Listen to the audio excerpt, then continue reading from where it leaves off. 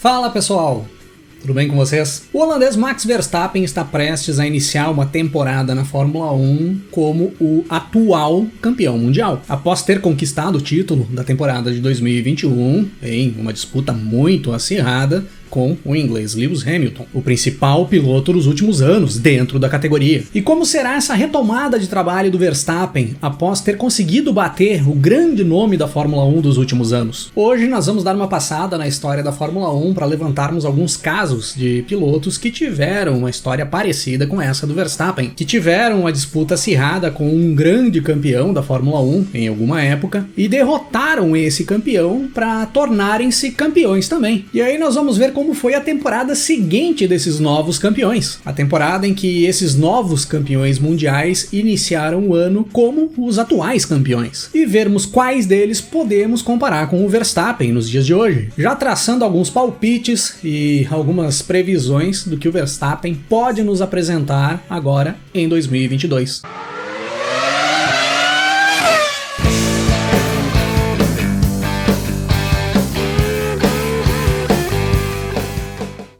No decorrer da história da Fórmula 1, nós tivemos vários pilotos que tornaram-se campeões mundiais, derrotando outros grandes campeões que também estavam nas pistas ali naquele momento. Mas foram apenas alguns deles que tiveram duelos acirrados com esses grandes campeões, na briga pelo título mundial, como foi o caso de Max Verstappen, que teve que derrotar o grande nome da Fórmula 1 no momento, o inglês Lewis Hamilton. O primeiro caso que eu levantei aqui foi no ano de 1967, quando o neozelandês Danny Hulme tornou-se campeão mundial, derrotando um já tricampeão mundial dentro da categoria em um duelo acirrado no decorrer de toda a temporada. O Danny Hulme derrotou ali em 1967 nada mais nada menos que o tricampeão mundial Jack Brabham, que não era simplesmente um tricampeão mundial. O Brabham era o atual campeão mundial ali em 1967, ele tinha conquistado o título em 1966, era o seu terceiro título da carreira, e o Brabham era também chefe do Danny Hulme, pois ali naquele momento o Danny Hulme era piloto da Brabham, a equipe do Jack Brabham, equipe inclusive pela qual o Jack Brabham tinha conquistado o seu título mundial em 1966, o seu terceiro título mundial. Então o Hulme era colega de equipe do Jack Brabham ali em 1967 e era também funcionário do Jack Brabham. Os dois tiveram um duelo pela liderança da tabela do mundial no decorrer de toda a temporada de 1967, junto com o escocês Jim Clark da Lotus, que já era bicampeão mundial e também era um grande nome ali naquele momento. E na última etapa do campeonato mundial, o Danny Hulme conseguiu buscar o seu primeiro título mundial na categoria, derrotando o tricampeão mundial Jack Brabham e também o escocês Jim Clark, que já era bicampeão mundial. E em 1968, o Danny Hulme, agora campeão mundial de Fórmula 1, retorna para as pistas para fazer a defesa do seu título. E ele retorna correndo por outra equipe. O Danny Hulme sai da Brabham e ingressa na McLaren. E aí, nesse ano, correndo como o atual campeão mundial, em 1968, o Danny Hulme faz um bom campeonato mundial. Não chega a buscar o título mundial ali naquela temporada, não busca o seu bicampeonato, mas disputa o topo da tabela no decorrer de todo o ano e acaba o campeonato na terceira posição. Então, apesar de não ter buscado um segundo título mundial ali no ano logo na sequência da conquista do primeiro título, o Danny Hulme seguiu com um bom desempenho dentro das pistas e fez mais um bom campeonato dentro da categoria. Poucos anos depois, nós tivemos outro caso de um piloto que teve um duelo acirrado com um grande nome dentro da Fórmula 1, já um grande campeão mundial, e o nome a ser batido ali naqueles anos, no início dos anos 70. Foi no ano de 1972, quando o brasileiro Emerson Fittipaldi tornou-se campeão mundial de Fórmula 1, derrotando o escocês Jack Stewart. O Emerson ali naquele momento corria pela Lotus e o Stewart corria pela Tyrrell. O Stewart era bicampeão mundial já na Fórmula 1 e era o atual campeão mundial ali naquele momento. Ele tinha conquistado o título de 1971 já correndo pela Tyrrell. O Emerson não teve um campeonato tão apertado,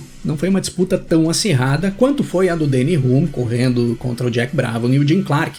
lá em 67. Mas foi uma disputa entre um piloto que ainda não tinha sido campeão mundial, ali no caso o Emerson, contra um bicampeão mundial e o nome a ser batido na Fórmula 1 ali naqueles anos, com o Emerson levando a melhor já no final da temporada, após uma disputa pelo topo da tabela no decorrer de todo o ano. E no ano de 1973, os dois pilotos voltavam às pistas da Fórmula 1 dentro das mesmas condições que eles tinham encerrado a temporada de 72. E mais uma vez nós tínhamos um campeonato muito bom, extremamente disputado entre o Jack Stewart e o Emerson Fittipaldi, junto com o Ronnie Peterson, o companheiro do Fittipaldi na Lotus ali naquele ano. O Stewart acabou levando o título mundial de 73, tornou-se tricampeão mundial. Mas o Emerson fez um campeonato muito bom, inclusive ele começa o campeonato melhor do que o Stewart. O escocês acaba virando a tabela do mundial após a metade da temporada, mas houve disputa no topo da tabela no decorrer de todo o ano, tendo o título definido em favor de Stewart já no final da temporada. Em 1988, nós teríamos outro brasileiro tornando-se campeão mundial, derrotando o nome forte da Fórmula 1 ali naquele momento. Ayrton Senna tornou-se campeão mundial de Fórmula 1 após um campeonato muito equilibrado e uma disputa muito acirrada pelo topo da tabela com o seu companheiro de equipe na McLaren, o francês Alain Prost, que já era bicampeão mundial. E aí no ano seguinte, em 1989, Senna e Prost seguiam exatamente nas mesmas condições. Os dois continuavam dentro da McLaren, continuavam como colegas de equipe, continuavam tendo os melhores equipamentos na mão para brigar pelo título, e essa disputa seguiu no decorrer de todo o ano de 1989. O Ayrton Senna faz o seu primeiro ano sendo um campeão mundial da Fórmula 1, mais uma vez disputando o título no decorrer de toda a temporada. Ele continuou sendo um piloto competitivo, mesmo após ter conquistado o seu primeiro título. Lógico que o Senna não teve um rendimento tão bom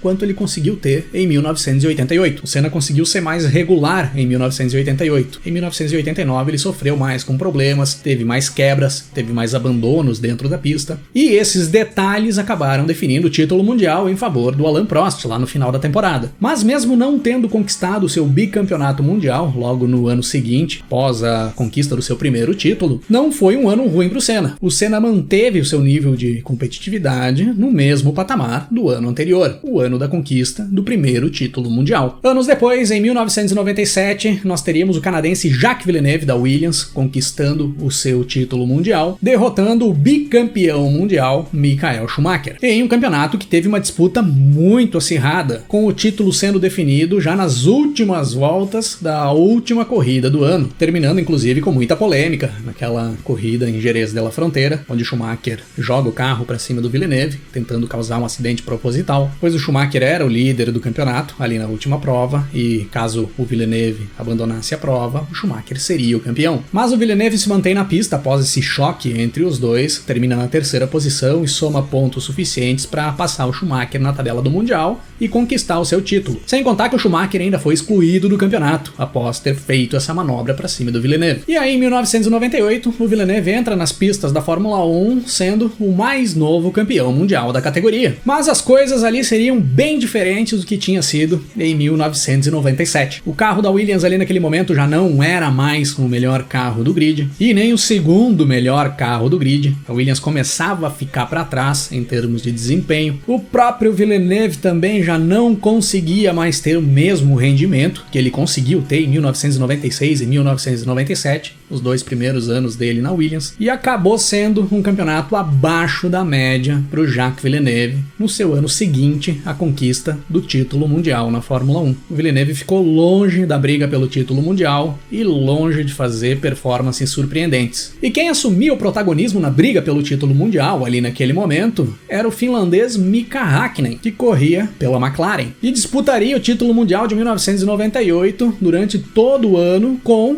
o alemão Michael Schumacher, da Ferrari, bicampeão mundial da Fórmula 1. E no final da temporada, após muita disputa no decorrer do ano, o Häkkinen confirma o seu primeiro título mundial, entrando o ano de 1999 como o atual campeão mundial da Fórmula 1, com um título conquistado, novamente para fazer uma disputa muito acirrada com o alemão Michael Schumacher. Os dois seguiam nas mesmas equipes e os dois seguiam com bons equipamentos para brigar pelo título e fazendo boas performances. Inclusive, muitos apostavam que o ano de 1999 seria o ano do Schumacher, que o Schumacher conseguiria bater o Häkkinen e levar o seu primeiro título mundial correndo pela Ferrari. Mas o alemão acaba sofrendo um grave acidente em Silverstone, no Grande Prêmio da Grã-Bretanha de 99, 99, tem sérias lesões e acaba ficando de fora por várias provas na segunda metade da temporada, até ele conseguir se recuperar e voltar para as pistas, mas já no final do ano. Quem acabou dificultando um pouco as coisas para o Hakkinen ali naquele momento foi o companheiro do Schumacher, o irlandês Ed Irvine, que acabou até tendo uma certa disputa com o Hakkinen pelo título ali na segunda metade da temporada de 99. Mas o Hakkinen, apesar de não ter sido tão brilhante no ano de 1999, ele conseguiu ter uma boa regularidade e, claro, contando com o Schumacher fora de boa parte do campeonato, ele não teve tantas dificuldades para levar o seu bicampeonato mundial na Fórmula 1, já no ano seguinte da conquista do primeiro título mundial. E na segunda metade dos anos 2000 nós teríamos outro finlandês derrotando um grande nome da Fórmula 1, já campeão consagrado, para conquistar o seu primeiro título mundial dentro da categoria. Foi no ano de 2007, quando o finlandês Kimi Räikkönen derrota o espanhol Fernando Alonso, atual bicampeão mundial. O Alonso tinha sido campeão em 2005 e 2006 correndo pela Renault e defendia sua hegemonia ali em 2007, agora correndo pela McLaren. O Räikkönen correndo pela Ferrari entrava na temporada de 2007 meio que como um segundo plano dentre os favoritos ao título. Muitos apostavam que a briga ali seria entre o Fernando Alonso da McLaren, o Felipe Massa, que era companheiro do Räikkönen na Ferrari, e o inglês Lewis Hamilton, que era um prodígio, iniciava na Fórmula 1 ali naquele momento, era o companheiro do Fernando Alonso na McLaren, mas era a grande aposta da McLaren para sua sequência na Fórmula 1. E as coisas foram se desenrolando mais ou menos dessa forma. Ali na metade do campeonato, ninguém diria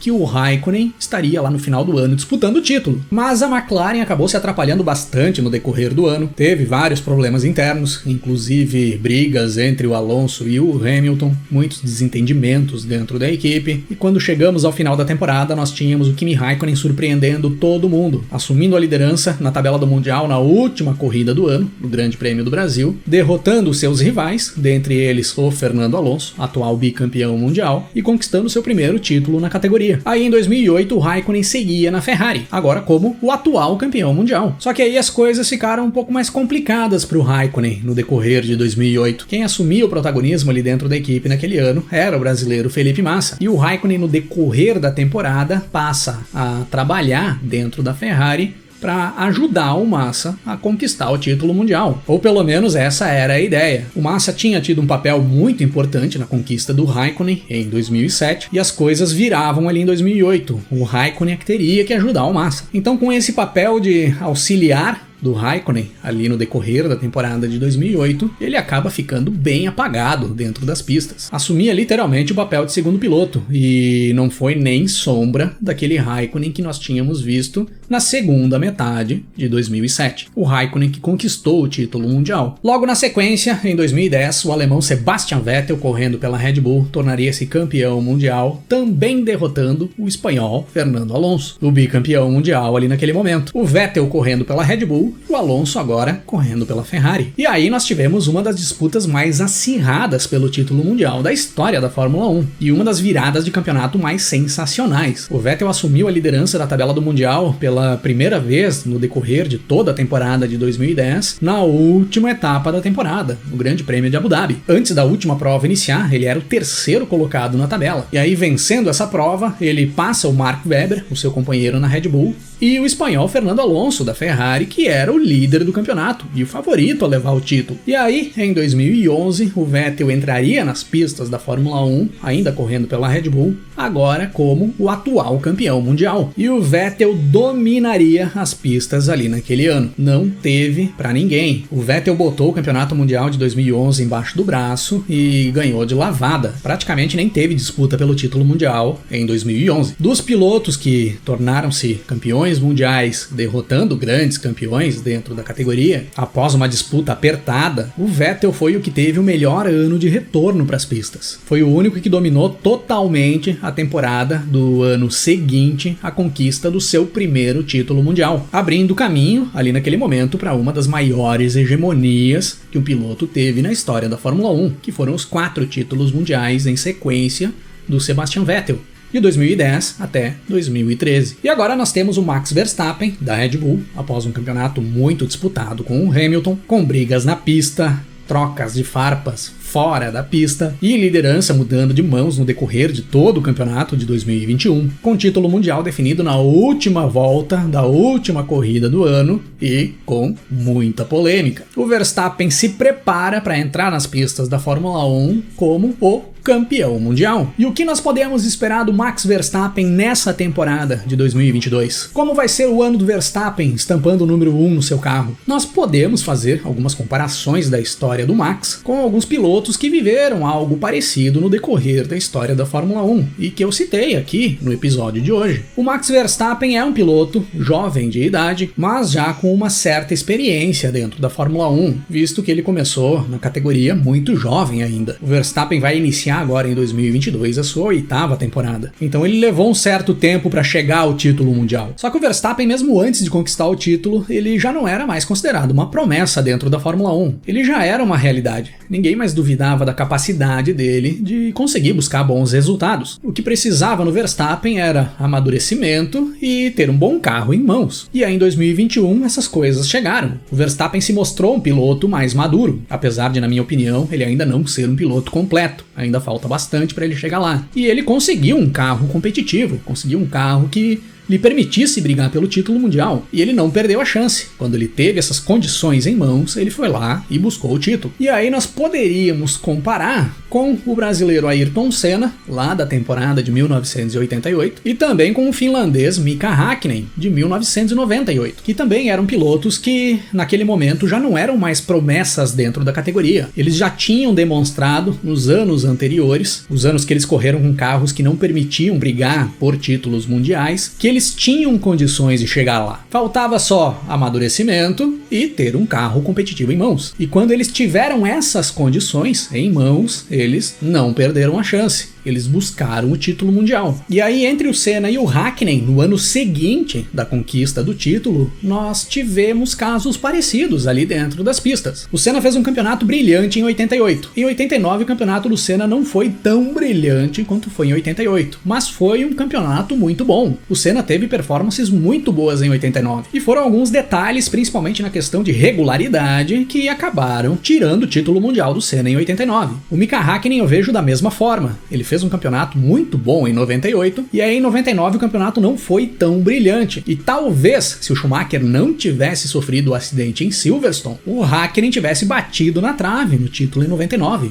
e o Schumacher realmente tivesse conquistado aquele título. Mas dentro das possibilidades que o Häkkinen teve ali em 99, ele fez o papel dele e levou o bicampeonato mundial. Então eu vejo no Verstappen agora de 2022 um caso muito parecido com o que o Senna viveu em 89 e com o que o Häkkinen viveu em 99. Um piloto, campeão mundial da Fórmula 1, que vai entrar nas pistas para brigar pelo título mundial, para buscar o seu bicampeonato, que provavelmente vai ter outra disputa acirrada com o cara que ele derrotou no ano anterior. E esse cara vai entrar nas pistas querendo buscar de volta o título mundial como nunca. E se o Verstappen tiver em mãos um carro competitivo que permita ele se manter na ponta do pelotão, e o Hamilton também tiver dentro dessas condições, o Verstappen vai precisar evoluir ainda mais do que ele veio evoluindo nos últimos 2 anos para conseguir bater o Hamilton e levar o título mundial. Se o Verstappen fizer um campeonato como ele fez no ano passado, que foi um campeonato muito bom, o Verstappen não leva o título esse ano, porque o Hamilton vai entrar pilotando muito perto da perfeição. O Verstappen vai ter que ser mais completo em 2022 se ele quiser se manter com o posto de campeão mundial e buscar o seu bicampeonato. E ele vai precisar evoluir principalmente em detalhes cerebrais para evitar algumas manobras ansiosas que acabem levando a punições ou até mesmo avariando o carro, causando colisões. Porque tendo o Hamilton como rival agora, querendo retomar o status de campeão e pilotando perto da perfeição, esses pequenos detalhes devem definir o título mundial de 2022 lá no final do ano.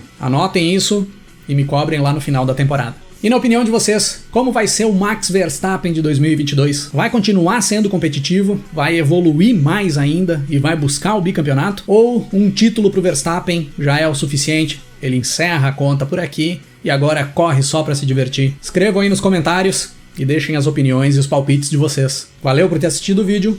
Se curtiu, não esquece de deixar um like e de compartilhar com a galera. E nós vamos nos falando na sequência. Grande abraço para todo mundo. Até mais. baixo sem refrão.